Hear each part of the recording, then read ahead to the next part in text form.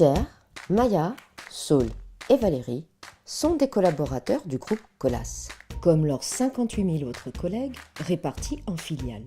Des filiales locales et autonomes, de taille et de culture différentes, mais qui partagent tous un socle commun. L'amour du métier, le groupe Colas, la passion, la fierté, les emmerdes, les problèmes, qui sont eux toujours un peu les mêmes. Et en même temps si nombreux que chaque filiale ne peut tout résoudre, et surtout seule. Et cela ressemble à l'histoire que je vais vous raconter, celle d'Eos.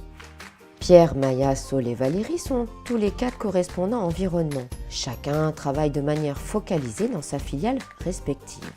Si Maya dans sa filiale est devenue experte dans les problèmes qu'elle a su régler, elle a aussi ceux auxquels elle n'a pas apporté de solution. Or, des solutions aux problèmes de Maya, Saul les a déjà trouvées et mises en pratique. Tandis que Pierre s'essouffle seul sur un projet titanesque sans savoir que Valérie s'acharne sur le même sujet dans sa filiale. Alors que Saul souffre d'isolement dans la sienne où il ne se sent pas assez soutenu. Et c'est dommage, parce que son PDG de filiale pourrait répondre aux offres à fort enjeux environnementaux s'il avait identifié les capacités de Saul. Mais tous ces cris et ces SOS ne partirent pas dans les airs, bien au contraire. Ils donnèrent naissance à Eos. Initié par la direction environnement, soutenu par M. Hervé Lebouc, centré sur les correspondants environnement et parrainé par leur PDG de filiale.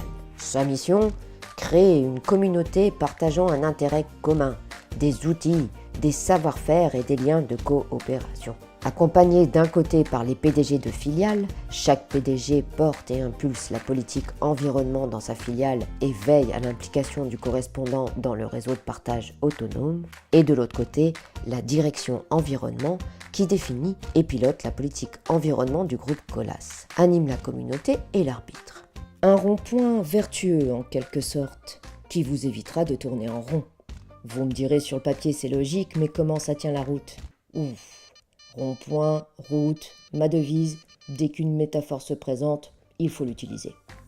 Bon, revenons à Pierre, Saul, Maya et Valérie, nos 4 correspondants environnement qui seront les prochains à découvrir la méthode EOS. Chacun va définir des axes de travail sur lesquels il aimerait faire progresser sa filiale. Non pas tout seul, mais accompagné de son PDG de filiale et de la direction environnement. La phase pré-diagnostic. Puis pendant les 2 semaines de diagnostic, nos 4 amis travaillent ensemble autour des axes choisis tout en visitant leurs filiales respectives.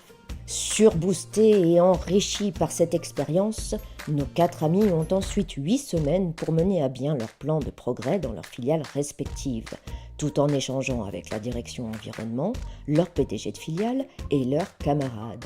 Bref, le rond-point vertueux, vous vous en souvenez.